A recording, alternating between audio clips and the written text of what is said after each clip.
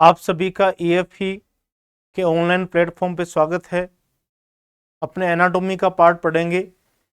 इसके अंदर अपने जो सिस्टम ले रहे हैं वो है तंत्रिका तंत्र, नर्वस सिस्टम। जो नर्वस सिस्टम होता है तंत्रिका तंत्र,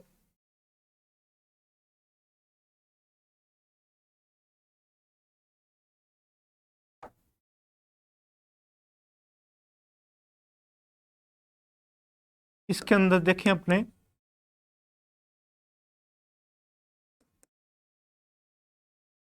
तंत्रिका तंत्र में या नर्वस सिस्टम में क्या क्या पार्ट आएगा। इसके अंदर अपने जैसे लें, एक तो अपना ब्रेन का जो पार्ट होता है, अपना मस्तिष्क है, अपनी खोपड़ी के अंदर मस्तिष्क सुरक्षित है, उस वाले पार्ट को स्टडी करेंगे।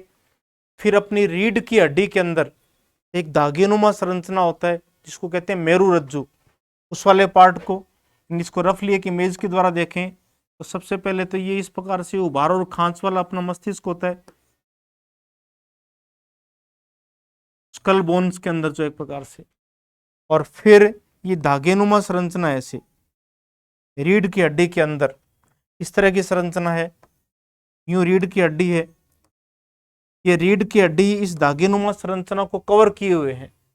उसके बाद में यहां से जैसे तंत्रिकाएं निकल रही है, नर्व्स जॉइंट के रूप में निकलती रहती है, प्रकार से तंत्रिकाएं मेरुरज्जु से निकलती है। इस प्रकार से मस्तिष्क, मेरुरज्जु और तंत्रिकाओं, इसके अध्ययन को अपने कहते हैं तंत्रिका तंत्र। अब ये जैसे एक इमेज दिखा रखी है आपको तंत्रिका तंत्र की, इस इमेज को ध्यान से देखेंगे तो ये वाला जो पार्ट है अपना, ये ब्रेन वाला पार्ट आ गया, और फिर ये धागेनुमा जो संरचना है ये है अपनी मेरुरज्जु, स्पाइनल कॉर्ड, और इस स्पाइनल कॉर्ड से ऐसे धागे से निकल रहे हैं, देखो ये खूब सारे, यूं ये तंत्रिकाएं हैं। जिस प्रकार से इलेक्ट्रिसिटी का एक नेटवर्क होता है, उसी तरह से पूरे शरीर में इन धागेनुमा संरचनाओं का एक पूरा नेटवर्क है। हाथों में जा रहे हैं, अंगुलियों के अंदर जा रहे हैं, हर पार्ट के अंदर, जैसे अपने अंगुली भी हिला रहे हैं, इस प्रकार से सारा कंट्रोल कहां से हो रहा है, अपना मस्तिष्क से। इस प्रकार से ये तंत्रिका है, ये यहां से कंट्रोल होगी, फिर मस्तिष्क से हो रहा है। तो मस्तिष्क, मेरुरज्जु और तंत्रिकाओं का जो एक समन्वय है, पूरा सिस्टम है, उसको कहते हैं अपने तंत्रिका तंत्र। अब अपने बात करें इसमें, जैसे एग्जाम्पल लें तो इस तंत्र में किस किस का अध्ययन करेंगे, तो वो अपने अध्ययन करेंगे मस्तिष्क के अंदर, मस्तिष्क वाले भाग का, मेरुरज्जु का, और न्यूरॉन, न्यूरॉन जिनको कहते हैं तंत्रिकाओं का। इन तीनों पार्ट का अध्ययन तंत्रिका तंत्र में करते हैं। अपना जो मस्तिष्क होता है उसकी जो आकृति होती है वो अखरोट के पेज जैसी होती है, अखरोट के फल की तरह होती है, इस प्रकार से होती है, यूं है इस प्रकार से। अनेक उभार और खांच होते हैं। जैसे ऐसी संरचना देखो आप, ऐसे कोई वायर है मान लो, इस वायर के ये दो एंड है, ए और बी एंड, और एक इस तरह का वायर अपने पास यूं है, इस प्रकार का है। तो इस वायर के जैसे सिरे को अपने खींचे ऐसे, और एक इस वायर को खींचे ऐसे, तो अधिक क्षेत्रफल किसका बनेगा, इस वाले पार्ट का बनेगा। तो अपने जैसे देखें तो मस्तिष्क का क्षेत्रफल अपना बहुत ज्यादा होता है, अखरोट के फल जैसी आकृति होने के कारण, इसीलिए अपने मस्तिष्क की पावर क्या है, ज्यादा होती है। तो अखरोट के फल जैसे होने से फायदा क्या मिला अपने को, अपने मस्तिष्क का जो पृष्ठीय क्षेत्रफल था, सरफेस एरिया, वो बढ़ गया। किसी भी जानवर से तुलना कर लो मनुष्य की, सबसे अधिक जो पृष्ठीय क्षेत्रफल मस्तिष्क का होता है वो मनुष्य का होता है। गाय, बंदर, घोड़ा, हाथी, किसी भी जानवर से तुलना कर लें तो सबसे अधिक सरफेस एरिया अपना होता है। इसलिए अपना मस्तिष्क का क्षेत्रफल ज्यादा होने से अपना मस्तिष्क है वो विकसित होता है। इसको नेक्स्ट लाइन में शो कर रखा है अपने। मनुष्य के मस्तिष्क की आकृति कैसी होती है, अखरोट के फल जैसी होती है। इससे फायदा क्या मिला अपने को, पृष्ठीय क्षेत्रफल अपना अधिक हो जाता है, और पृष्ठीय क्षेत्रफल ज्यादा होने से ही मस्तिष्क अपना सभी प्राणियों में सबसे अधिक विकसित होता है। मस्तिष्क का वजन, अपना वेट लगभग कितना होता है, 1400 ग्राम होता है। फिर अपने मस्तिष्क को 3 पार्ट में डिवाइड कर लेंगे, अग्र मस्तिष्क, मध्य मस्तिष्क और पश्च मस्तिष्क। अग्र मस्तिष्क के अंदर जो पार्ट आते हैं फिर उनको अलग से स्टडी करेंगे। तो अग्र मस्तिष्क में 3 पार्ट आएंगे, प्रमस्तिष्क, थैलेमस और हाइपोथैलेमस। मध्य मस्तिष्क जो होता है उसके अंदर एक तो 4 बड़े बड़े पिंड होते हैं, इसलिए उनको कहते हैं क्वाड्रिजेमिना। क्वाड्री का मतलब होता है 4, तो कार्पोरा, क्वाड्रिजेमिना। और एक वृंत की तरह भाग होता है सेरिब्रल पेडंकल, ये मध्य मस्तिष्क के भाग हो जाएंगे। और पश्च मस्तिष्क के अंदर देखें, पश्च मस्तिष्क में एक तो पोन्स वाला भाग आएगा, अनुमस्तिष्क आ गया, और एक मेडुला ऑब्लांगेटा। इन पार्ट्स को अपने एक एक पार्ट को लेंगे। अग्र मस्तिष्क का पार्ट है वो है प्रमस्तिष्क, थैलेमस और हाइपोथैलेमस। मध्य मस्तिष्क का भाग है कार्पोरा, क्वाड्रिजेमिना और सेरिब्रल पेडंकल। और पश्च मस्तिष्क के अंदर एक तो पोन्स वाला भाग है और एक अनुमस्तिष्क और मेडुला ऑब्लांगेटा।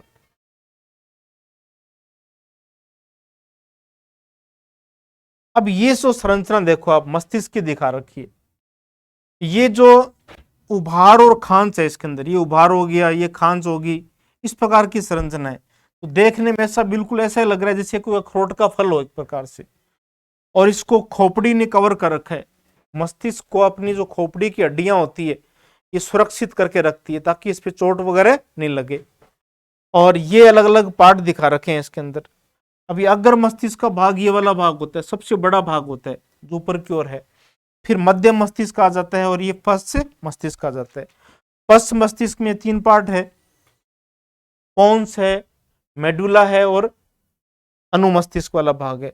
और फिर यहां से ये धागीनुमा जो संरचना स्टार्ट हो रही है जो रीढ़ की हड्डी के अंदर है, इसको कहते हैं मेरुरज्जु। और ये अग्र मस्तिष्क के पार्ट दिखा रखे हैं, हाइपोथैलेमस। और इसके अलावा इसके पास एक मास्टर ग्रंथि होती है अपनी, जिसको कहते हैं पीयूष ग्रंथि, शरीर की मास्टर ग्रंथि। तो सबसे बड़ा मस्तिष्क का कौन सा पार्ट होगा, तो ये ध्यान रखना आपको, अग्र मस्तिष्क होगा। फिर इनके अलग अलग पार्ट की स्टडी करें अपनी। जैसे अग्र मस्तिष्क है,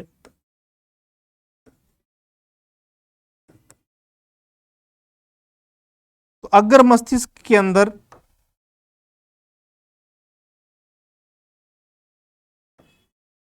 एक तो लिया आप लोगों ने प्रमस्तिष्क,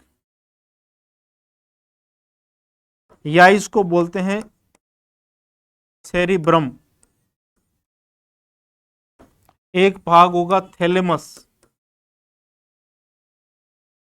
थैलेमस, और एक पार्ट होगा हाइपोथैलेमस।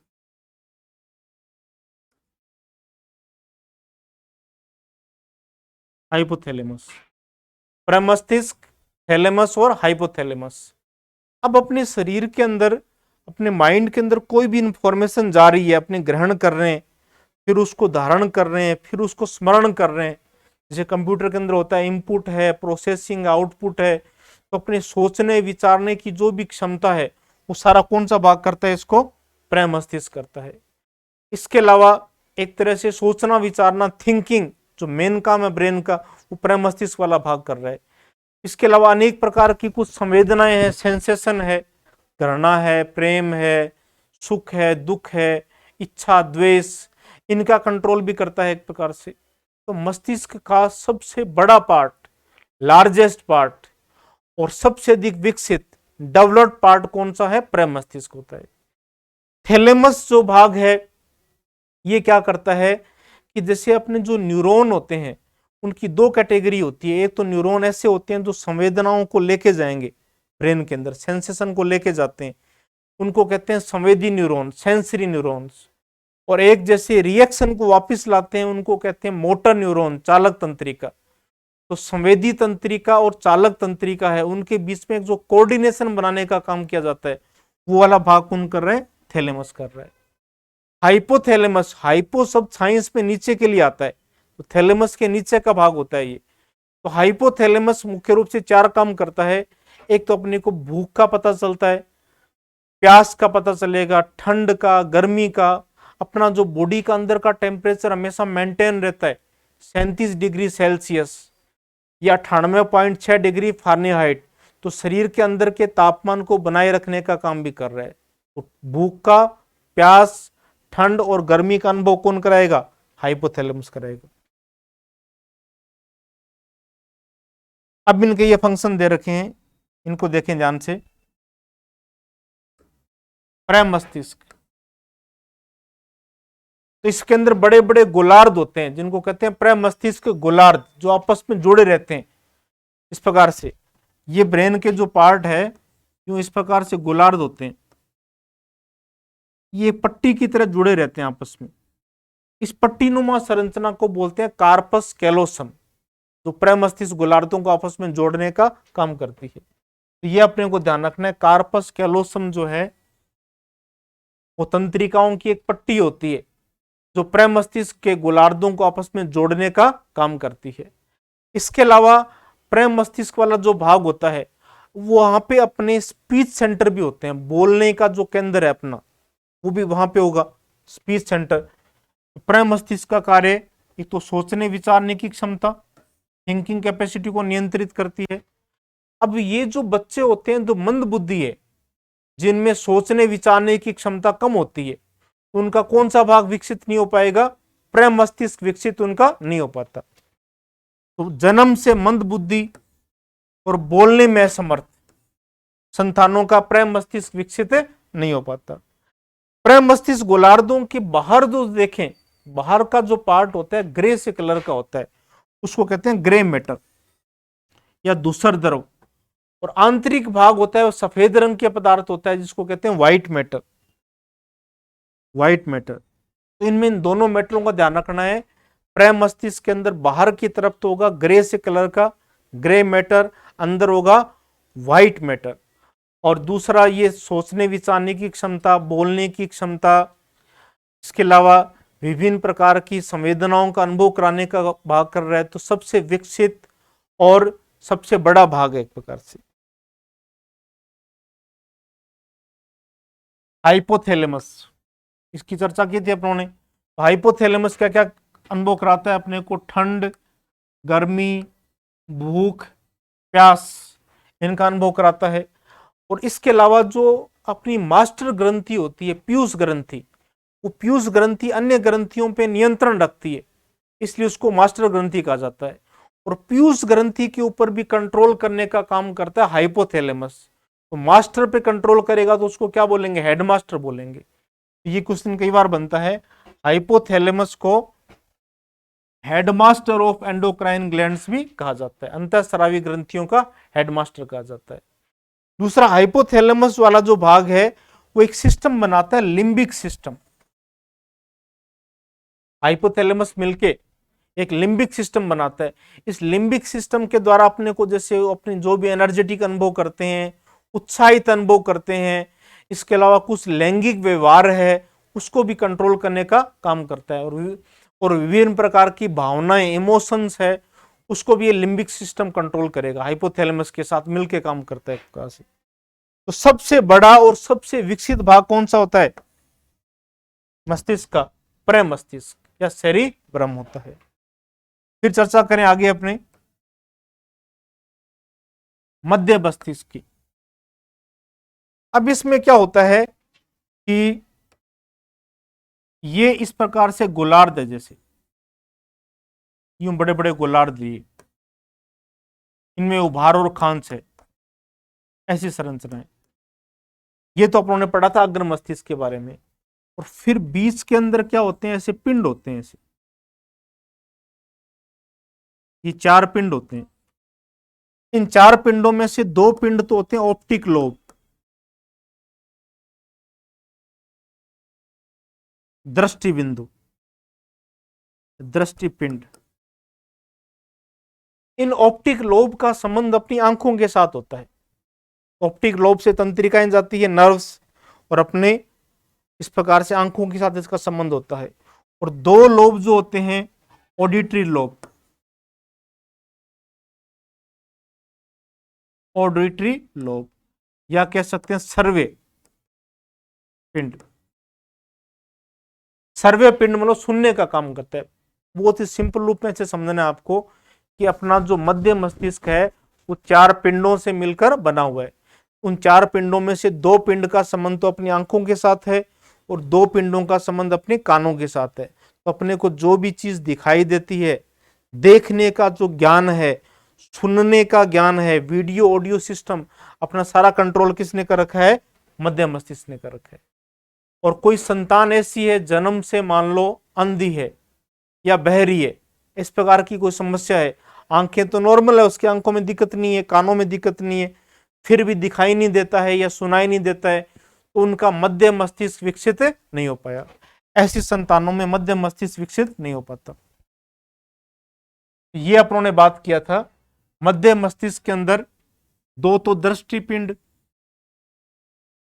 और 2 होते हैं सर्वे पिंड होते हैं। और इनका मुख्य कार्य क्या है? देखने और सुनने का ज्ञान कराना है। और जन्म से अंधी संतान है या बहरी संतान है, उनका मध्य मस्तिष्क विकसित नहीं हो पाता। और फिर इसमें एक वृंत की तरह भाग होता है, सेरिब्रल पेडंकल, मध्य मस्तिष्क के पास ही सेरिब्रल पेडंकल होता है। इसका काम बस ये है कि मस्तिष्क के अलग अलग भागों को जोड़ने का काम करेगा, मस्तिष्क के कार्यों को जोड़ने का काम करता है। फिर अपने चर्चा करें अनुमस्तिष्क की। अनुमस्तिष्क वाला जो भाग है वो मध्य मस्तिष्क के पीछे होगा, इस प्रकार से ये मध्य मस्तिष्क लिया, अनुमस्तिष्क वाला भाग ये है एक प्रकार से। इसके 2 पार्ट है, इस प्रकार से दागेनुमा संरचना है। इस रफ इमेज को देखो आप, तो ये वाला जो भाग है ये अनुमस्तिष्क, या इसको बोलते हैं सेरिबेलम, सेरिबेलम अनुमस्तिष्क। और लास्ट वाला जो पार्ट है इसका, ये मेडुला ऑब्लांगेटा, मेडुला ऑब्लांगेटा।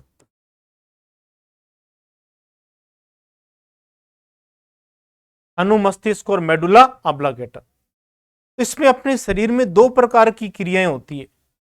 एक तो क्रियाएं होती है अच्छी क्रियाएं, वॉलंटरी एक्शंस, जैसे अपने हाथों को संकुचित कर रहे हैं, हाथों को प्रसार कर रहे हैं, या अपने नियंत्रण में अपनी इच्छा से कर रहे हैं, एक अपने चल रहे हैं इस प्रकार से। तो अपने पे जो चलने पर अपना जो संतुलन बना हुआ है, एक बैलेंस बना हुआ है, तो शरीर का जो बैलेंस बनाने का काम करता है वो कौन सा भाग करेगा? अनुमस्तिष्क करेगा।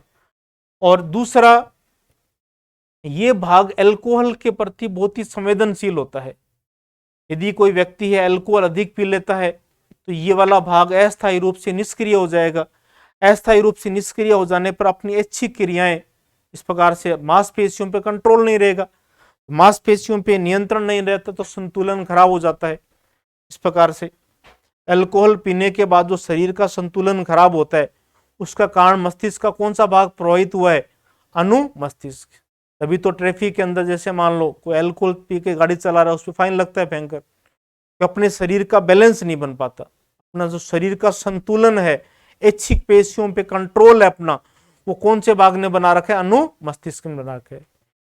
फिर इसके बाद आता है मेडुला ऑब्लांगेटा। अपनी जो अनैच्छिक क्रियाएं होती है, जो अपने आप चलती रहती है, सांस अपने आप चल रहा है, हृदय की धड़कन अपने आप चल रही है, खाना खा रहे हैं, भोजन अंदर अपने आप पाचन हो रहा है, तो भोजन का पाचन है, श्वसन है, हृदय की धड़कन है, इन अनैच्छिक क्रियाओं पे नियंत्रण करने का काम करता है मेडुला ऑब्लांगेटा। और मेडुला ऑब्लांगेटा के ऊपर जैसे देखें, यहां से मेरुरज्जु स्टार्ट हो जाती है और ऊपर है रीढ़ की हड्डी, ऐसे ये कशेरुकाएं होती है। जब किसी व्यक्ति को फांसी दी जाती है तो ये वाला जो पार्ट होता है, ये वाला यहाँ पे फांसी का फंदा रखा जाता है और एकदम से ब्रेक करते हैं। उस ब्रेक करने से क्या होता है? मेडुला ऑब्लांगेटा नष्ट हो जाता है। और मेडुला ऑब्लांगेटा नष्ट होते ही इसकी जो अनिच्छिक क्रियाएं थी, हृदय की धड़कन है, श्वसन दर है, वो सब रुक जाती है और उससे व्यक्ति की मृत्यु हो जाती है। तो अनिच्छिक क्रियाएं रुकने से व्यक्ति की मृत्यु हो जाती है। तो कौन सा भाग ब्रेक हुआ? इसमें एग्जाम में क्वेश्चन बने, फांसी देने के दौरान मस्तिष्क का कौन सा भाग नष्ट होता है? तो वो होगा मेडुला ऑब्लांगेटा, और उससे अनिच्छिक क्रियाएं अपनी रुक जाती है। अब ये देखिए अपने ध्यान से, अनुमस्तिष्क,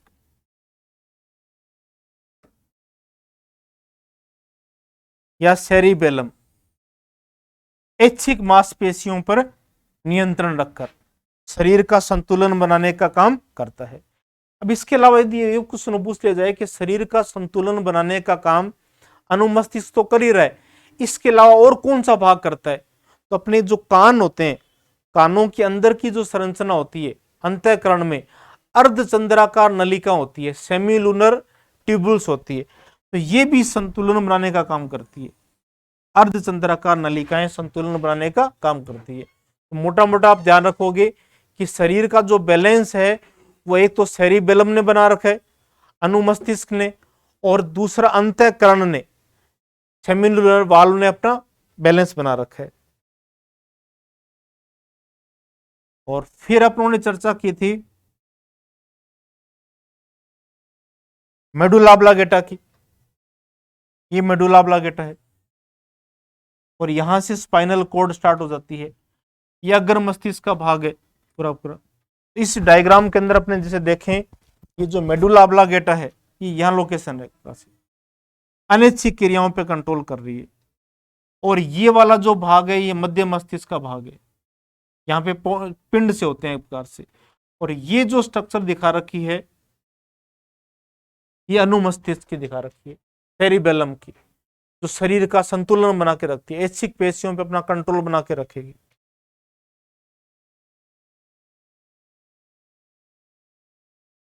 तो अल्कोहल अधिक पीने से अनुमस्तिष्क अस्थायी रूप से निष्क्रिय हो जाता है, जिससे शरीर का संतुलन नहीं बन पाता। और फिर मेडुला ऑब्लांगेटा का फंक्शन अनैच्छिक क्रियाओं, हृदय की धड़कन, श्वसन दर, भोजन का पाचन, इन पर नियंत्रण करना है। और एक अपन ने चर्चा की थी, फांसी देने के दौरान मेडुला ऑब्लांगेटा के नष्ट होने के कारण अनैच्छिक क्रियाएं रुक जाती है और उससे व्यक्ति की मृत्यु हो जाती है। फिर अपनी चर्चा करें मेरुरज्जु। अब ये इस प्रकार से, ये जो मस्तिष्क वाला भाग है ये तो अपनी खोपड़ी के अंदर है पूरा सुरक्षित, इसको चारों तरफ से स्कल बोन रखती है घेर के, खोपड़ी की तरह। इसके अंदर पूरा ब्रेन है अपना। और फिर ये रीढ़ की हड्डी है, ऐसे यूं रीढ़ की हड्डी है, छोटी छोटी कशेरुकों से मिलकर बनी होती है। इस रीढ़ की हड्डी के अंदर धागे जैसी संरचना होती है, ऐसे कोर्ड लाइक स्ट्रक्चर है।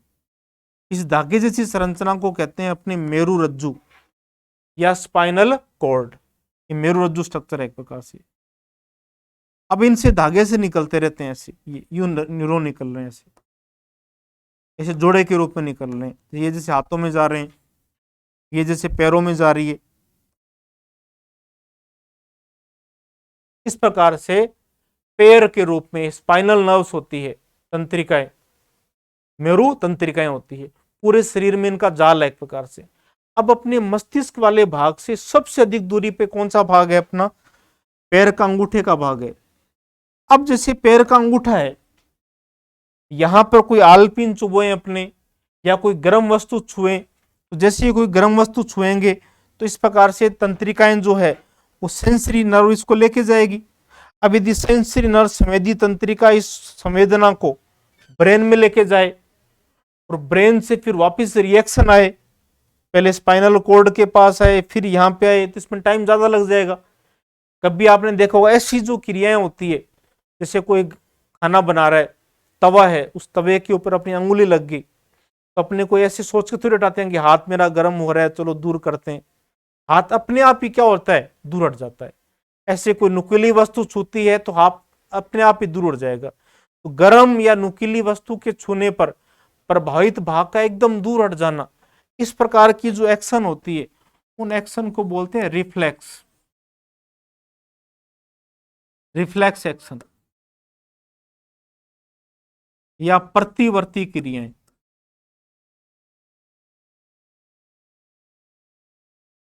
और प्रतिवर्ती जो क्रियाएं हैं उनका जो सारा कंट्रोल है वो इस धागेनुमा संरचना ने कर रखा है। जैसे यहां से कोई संवेदना जाएगी, यूं संवेदना गई, तो ये संवेदना यहीं से कंट्रोल हो जाएगी, यहीं से प्रतिक्रिया आ जाएगी।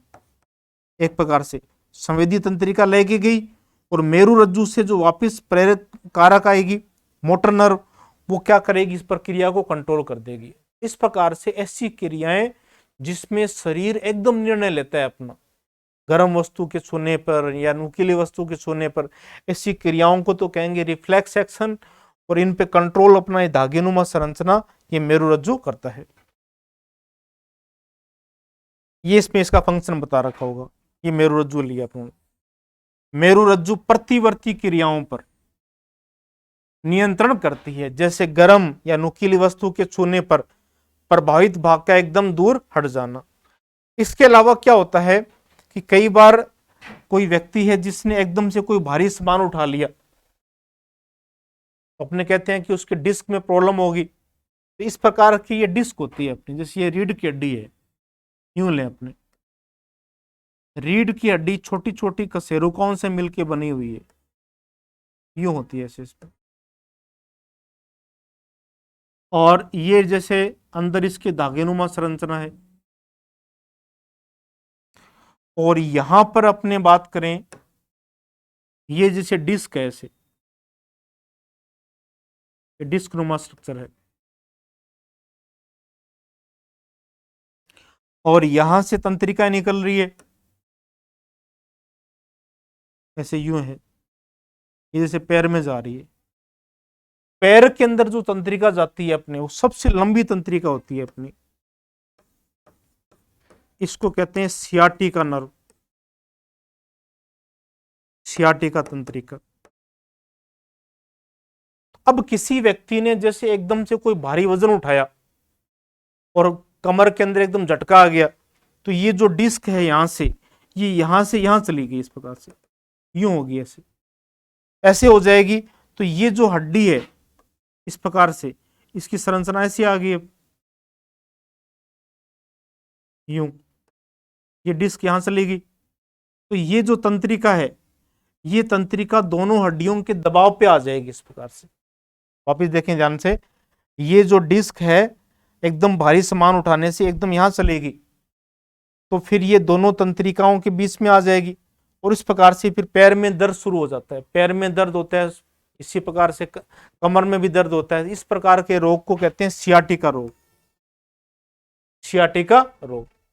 तो सियाटिका रोग के अंदर कौन सा भाग प्रभावित होता है, अपना मेरु रज्जु का भाग होता है, और एक सियाटिका तंत्रिका प्रभावित होती है। तो ये चीजें इसमें यहां चर्चा में ले रखी है उन्होंने। सियाटिका तंत्रिका, सियाटिका तंत्रिका सबसे लंबी तंत्रिका है, तथा डिस्क के स्लिप हो जाने से रोग कौन सा हो जाता है, इस तंत्रिका के नाम पर ही रोग है सियाटिका रोग, जिसमें पैर में दर्द शुरू हो जाता है। फिर आगे चर्चा करें अपने, ये देखो ध्यान से देखेंगे, स्पाइनल कोड को दिखा रखा है मेरुरज्जु इस इमेज के अंदर। ये पूरी धागेनुमा संरचना जो मस्तिष्क के यहां से शुरू हो रही है, ये इस प्रकार से अंदर की तरफ रहती है, धागा से ये, और फिर इनसे ऐसे जोड़े के रूप में तंत्रिकाएं निकल रही है। ये गर्दन के अंदर निकलेगी, जिनको सर्वाइकल कह देते हैं। वक्षीय भाग में थोरेसिक, पसलियों वाले पार्ट में, फिर लंबर वाला पार्ट है, सैक्रल पार्ट है, और लास्ट में कोकिजियल, ये बोन होती है, हड्डी। इस प्रकार से ये धागेनुमा जो संरचना है, इस संरचना को कहते हैं मेरुरज्जु। और मेरुरज्जु का मेन काम है प्रतिवर्ती क्रियाओं को नियंत्रित करना। फिर नेक्स्ट देखें अपने, ये परिधीय तंत्रिका तंत्र बना रखा है। एक तो होता है अपना केंद्रीय तंत्रिका तंत्र। केंद्रीय तंत्रिका तंत्र में तो एक तो मस्तिष्क आएगा, और रीढ़ की हड्डी के अंदर जो मेरुरज्जु है वो आएगी केंद्रीय तंत्रिका तंत्र में। और परिधीय तंत्रिका तंत्र में, जैसे ये केंद्रीय तंत्रिका तंत्र है, ये वाला पार्ट ब्रेन, और ये मेरुरज्जु, ये धागेनुमा संरचना। तो ये तो है केंद्रीय तंत्रिका तंत्र। और इस तंत्रिका तंत्र से जो जुड़ी हुई तंत्रिकाएं हैं सारी की सारी, ये जो साइडों में दिखा रखी है, हाथों में दिखा रखी है, पैरों में ली अपने, तो ये तंत्रिकाएं मिलकर परिधीय तंत्रिका तंत्र का निर्माण करती है। तो परिधीय तंत्रिका तंत्र को अपने देखें, इसको पुनः दो भागों में डिवाइड कर लेते हैं। परिधीय तंत्रिका तंत्र, एक तंत्रिका तंत्र तो इसमें होता है कायिक, सोमेटिक, जो कंकाल पेशियों से जुड़ा होता है। कायिक जैसे अपने हाथों को संकुचन कर रहे हैं, फैलाव कर रहे हैं, अपने जो कायिक पेशियां हैं, वॉलंटरी मसल्स है, उनसे जुड़ा हुआ तंत्रिका तंत्र तो है कायिक। और एक होता है स्वायत्त तंत्रिका तंत्र, ऑटोनोमस, जो अपने आप काम करता है, ऑटोनोमस काम कर रहा है। ये भी दो प्रकार का होता है, सिंपैथेटिक या कह सकते हैं अनुकंपी, और पैरासिम्पैथेटिक, पैरासिम्पैथेटिक या परानुकंपी। तो दो प्रकार का हो गया, एक तो कायिक तंत्रिका तंत्र जिसपे अपना कंट्रोल रहता है पूरा का पूरा, अपनी इच्छा के अनुसार अपने संवेदना को व्यक्त कर सकते हैं। दूसरा स्वायत्त तंत्रिका तंत्र होता है, और ऑटोमेटिक अपने आप चलता है। ये दो प्रकार का होगा, एक सिंपैथेटिक अनुकंपी और पैरासिम्पैथेटिक परानुकंपी। दो प्रकार का तंत्रिका तंत्र लिया आपने। तो ये इसमें देखो शो कर रखा है, परिधीय तंत्रिका तंत्र को दो भागों में बांट दिया, एक तो कायिक और दूसरा स्वायत्त, जिसकी चर्चा भी अपनों ने की थी। स्वायत्त को फिर दो कैटेगरी में बांट दिया, सिंपैथेटिक और पैरासिम्पैथेटिक। सिंपैथेटिक वाला होता है, जैसे अपने के एग्जांपल ने हृदय की धड़कन है, जैसे हृदय की धड़कन बढ़ाने का काम जो करेगा वो सिंपैथेटिक करेगा, और बढ़ी हुई धड़कन को नॉर्मल करने का काम करेगा और परानुकंपी करेगा, पैरासिम्पैथेटिक करेगा। इस प्रकार से ऑटोमेटिक कंट्रोल रहता है।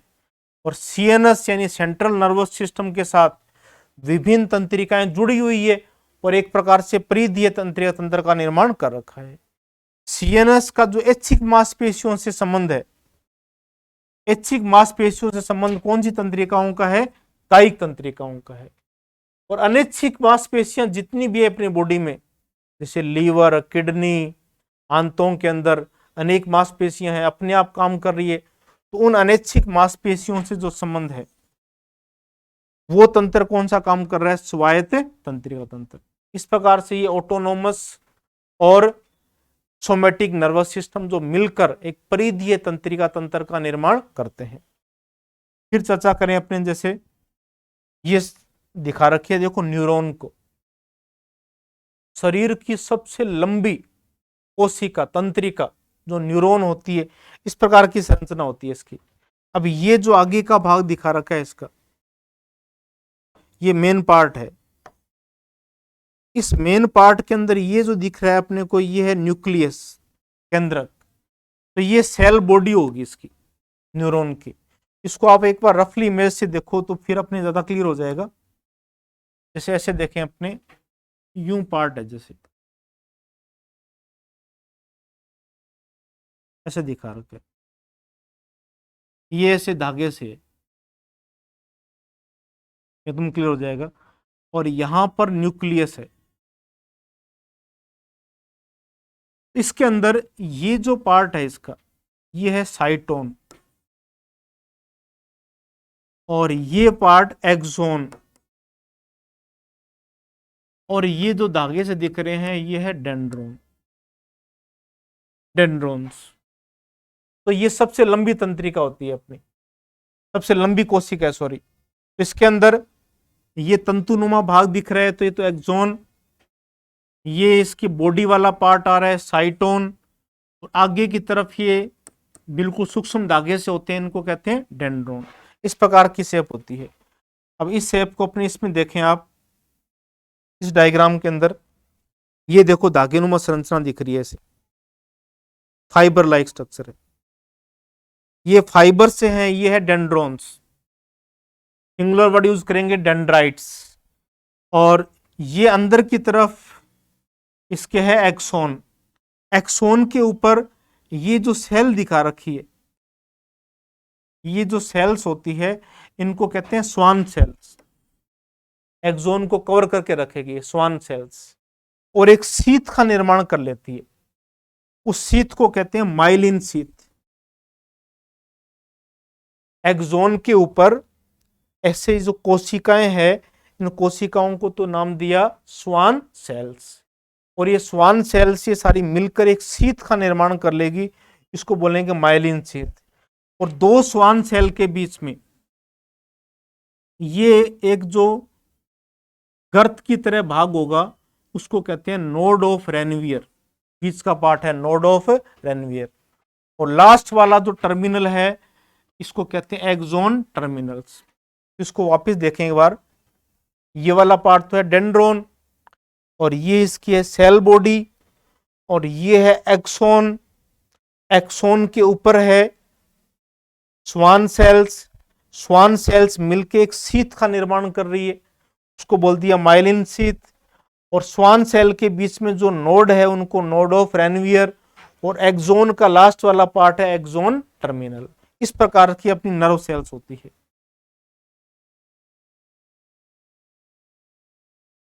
अब इसके अलावा न्यूरॉन की जो कोशिकाएं हैं, तंत्रिका कोशिकाएं हैं, उनके अंदर जुड़ने की प्रक्रिया होती है।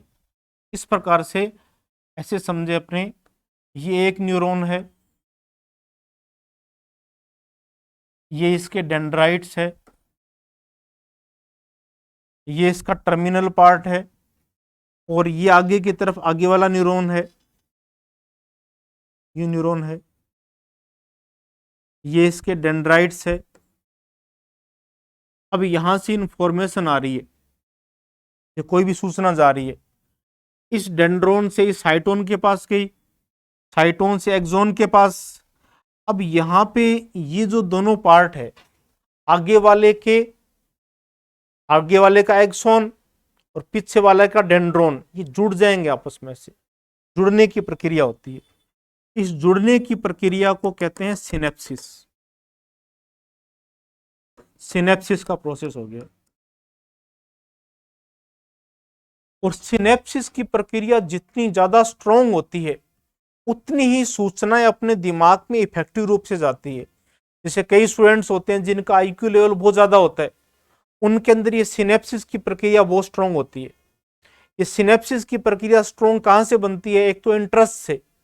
कोई भी सब्जेक्ट को अपनी जितना इंटरेस्ट से पढ़ेंगे, डेडिकेशन लगन से पढ़ेंगे, उतना ही सिनेप्सिस की प्रक्रिया मजबूत हो जाती है। जैसे मैथ्स के दौरान देखते हैं अपने लास्ट के ओवर होते हैं, उसमें कुछ रन चाहिए तो अपना कंसंट्रेशन लेवल टीवी पे पूरा होता है फोकस, उसमें सिनेप्सिस की प्रक्रिया स्ट्रॉन्ग होती है। या एग्जाम के दिनों के अंदर एक एक दो दिन का ब्रेक आता है, एग्जाम के दिनों में जो बच्चे तैयारी करते हैं उसमें कंसंट्रेशन लेवल ज्यादा होती है, एग्जाम देते समय भी कंसंट्रेशन लेवल ज्यादा है। तो वो कंसंट्रेशन लेवल ज्यादा होने का कारण है ये सिनेप्सिस की प्रक्रिया मजबूत है उस समय। इसमें एक विशेष प्रकार का पदार्थ निकलता है, इस पदार्थ को बोलते हैं न्यूरोट्रांसमीटर। नाम से क्लियर है, न्यूरो का मतलब न्यूरॉन और ट्रांसमीट का मतलब जोड़ने वाला या आगे भेजने वाला। तो जो न्यूरोट्रांसमीटर होता है, अपने मस्तिष्क का सबसे जो मेन पार्ट है न्यूरोट्रांसमीटर, वो एसिटाइल कोलिन।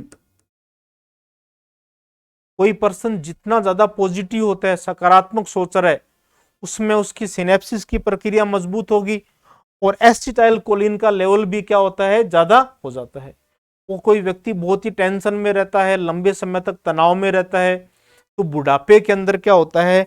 इस एसिटाइल कोलिन का लेवल कम हो जाता है, और एसिटाइल कोलिन का लेवल कम होने से ये जो जुड़ने की प्रक्रिया है ये आपस में ब्रेक हो जाएगी। एक प्रकार से इंफॉर्मेशन ना तो आगे जाएगी ना वापस आएगी। जैसे मान लो कोई दो ईंटें हैं, दो ईंटों को जोड़ने का काम सीमेंट कर रही है। अब सीमेंट जितनी मजबूत होगी उतनी ही ईंटें मजबूत जुड़ेगी। इसी प्रकार अपना ये जो एसिटाइल कोलिन का लेवल जितना अच्छा होगा उतना ही सिनेप्सिस की प्रक्रिया मजबूत होगी और दिमाग में सूचनाएं अच्छी तरह से जाती है। और यदि ये एसिटाइल कोलिन का लेवल एकदम ही कम हो गया, जैसे बुढ़ापे में कम हो गया, तो जैसे दो ईंटों के बीच की सीमेंट को हटा दें अपने, इस प्रकार से इंफॉर्मेशन ना तो आगे जाएगी मस्तिष्क के अंदर और ना वापस से बाहर आएगी।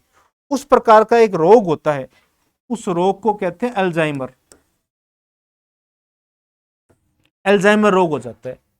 अल्जाइमर रोग में मेमोरी लॉस हो जाती है, याद करने की सब क्षमता अपनी बिल्कुल खत्म हो जाती है, ना तो सूचनाएं जाती है दिमाग में और ना दिमाग से सूचनाएं वापस से बाहर आती है। तो ये अल्जाइमर डिजीज किसकी कमी से होगा? एसिटाइल कोलिन की कमी से होगा।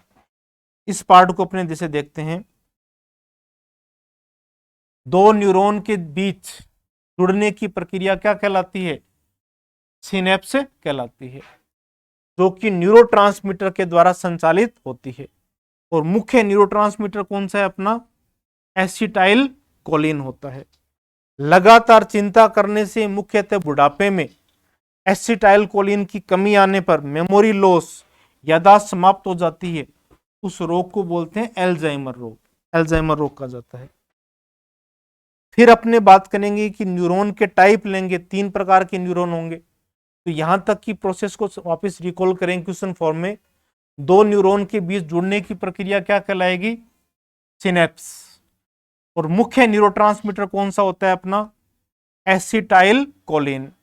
एसिटाइल कोलिन की कमी से बुढ़ापे में रोग कौन सा हो रहा है? अल्जाइमर रोग हो रहा है। अल्जाइमर रोग हो जाता है। और न्यूरॉन के टाइप है, 3 टाइप के न्यूरॉन होंगे। एक तो होते हैं मल्टीपोलर, मल्टीपोलर न्यूरॉन। तो मल्टीपोलर न्यूरॉन में क्या होता है कि ये जैसे इस प्रकार की स्ट्रक्चर है, डेंड्राइट्स की संख्या ज्यादा होती है उसमें, 2 या 2 से ज्यादा होते हैं इस प्रकार का। एक तो एक्सोन होगा, एक एक्सोन हो और 2 या 2 से अधिक डेंड्राइट्स होते हैं, उनको बोलते हैं मल्टीपोलर न्यूरॉन्स। और एक होते हैं बाइपोलर। बाइपोलर के अंदर क्या होगा?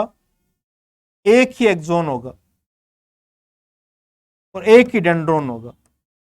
इस प्रकार से डेंड्रोन 2 से ज्यादा नहीं है इसमें, एक डेंड्रोन और एक एक्सोन होगा, इसको कहेंगे बाइपोलर। और एक होते हैं एपोलर। एपोलर के अंदर उसमें केवल साइटोन होता है, डेंड्रोन नहीं होगा। इस प्रकार से एक्सोन मिलेगा उसके अंदर, डेंड्रोन नहीं मिलेगा। तो 3 प्रकार के न्यूरॉन्स लिए अपने, मल्टीपोलर न्यूरॉन जिसमें न्यूरॉन में एक तो एक्सोन हो, 2 या 2 से अधिक डेंड्रोन होते हैं। और इस प्रकार के जो न्यूरॉन है वो कहां मिलते हैं? सेरिब्रल कॉर्टेक्स, प्रमस्तिष्क में पाए जाते हैं। और बाइपोलर में क्या होता है? एक एक्सोन होता है, एक डेंड्रोन होता है। और बाइपोलर न्यूरॉन अपनी आंखों में मिलेंगे, आंखों की रेटिना के अंदर मिलते हैं। और एपोलर न्यूरॉन में केवल एक्सोन होता है, साइटोन होता है, डेंड्रोन अनुपस्थित होता है। एपोलर में क्या नहीं है? डेंड्रोन नहीं मिलता। और ये इस प्रकार के न्यूरॉन कहां मिलेंगे? अपने भ्रूणीय अवस्था के अंदर पाए जाते हैं, एम्ब्रियोनिक स्टेज में अपने मिलते हैं। अब इस प्रकार की इमेज को देखो ध्यान से। इस इमेज में ब्रेन की मेम्ब्रेन दिखाई हुई है। जैसे प्याज है, प्याज को अपने छीलते हैं, उसमें प्याज के छिलकों के नीचे से ध्यान से देखें, व्हाइट सी मेम्ब्रेन सी निकलती है, प्याज के अंदर सफेद रंग की झिल्ली सी निकलती है। इसी प्रकार अपना जो मस्तिष्क होता है, अब इस मस्तिष्क के ऊपर लगातार सीधी यदि हड्डियां हो, तो सीधी यदि कपाल की हड्डी होगी तो मस्तिष्क की कोशिकाएं उनसे रगड़ खाएगी, तो रगड़ खा के उन न्यूरॉन क्या हो सकते हैं? नष्ट हो सकते हैं। और न्यूरॉन एकमात्र ऐसी कोशिका होती है जिसका वापस निर्माण नहीं होता। इसलिए न्यूरॉन की सुरक्षा करने के लिए प्रकृति ने क्या किया? अपने को 3 झिल्लियां दी। इसको एक पहले रफली इमेज के द्वारा देख लो आप, फिर इस इमेज में देखेंगे अपने। ये ब्रेन वाला पार्ट है अपना, उभार और खांच है अखरोट के फल की तरह। इसके ऊपर मेम्ब्रेन ऐसे 3 झिल्लियां होती है ऐसे।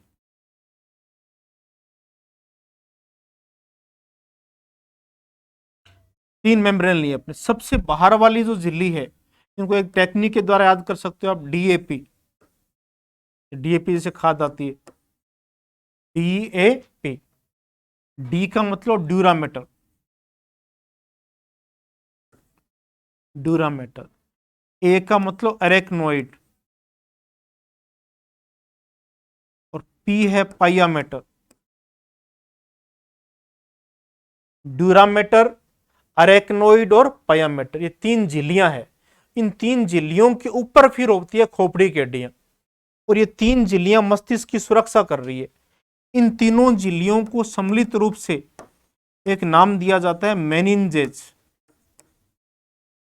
मेनिंजेज।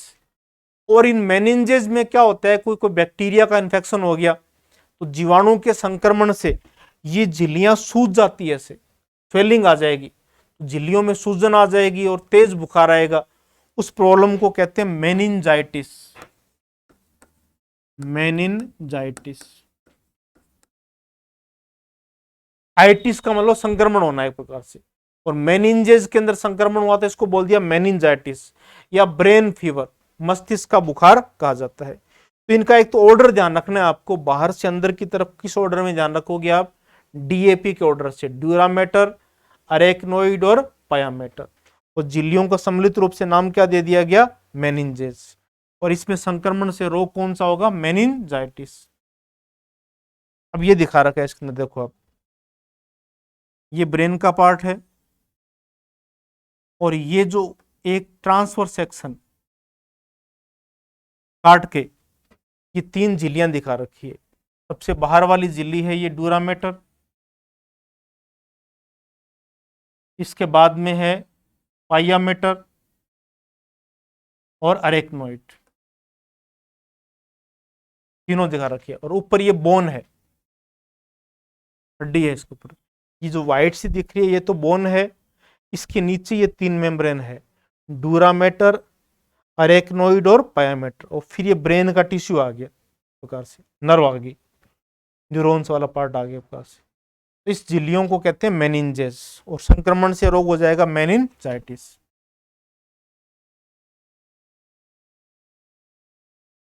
अब इसको क्वेश्चन फॉर्म में देख लो आप, इन तीनों झिल्लियों को सम्मिलित रूप से क्या कहेंगे, मेनिंजेस कहते हैं।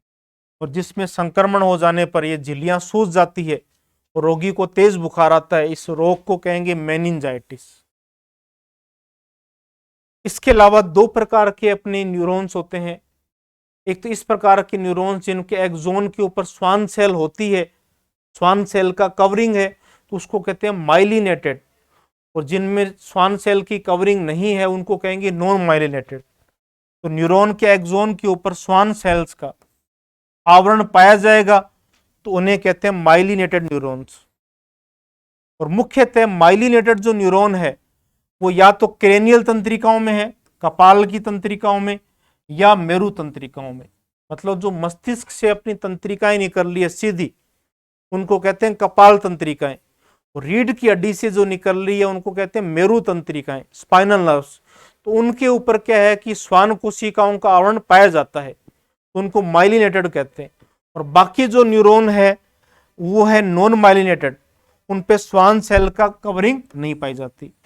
तो परिधीय कंकाल परिधीय तंत्रिका तंत्र है अपना, कायिक तंत्रिका तंत्र, स्वाय तंत्रिका तंत्र, उसमें न्यूरॉन किस टाइप के होते हैं, नॉन माइलिनेटेड न्यूरॉन्स। 2 प्रकार के न्यूरॉन्स ये पाए जाते हैं।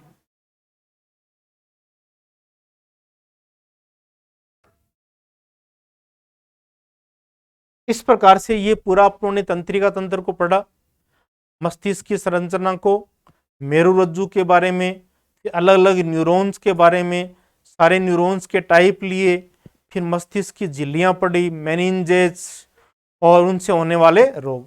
धन्यवाद।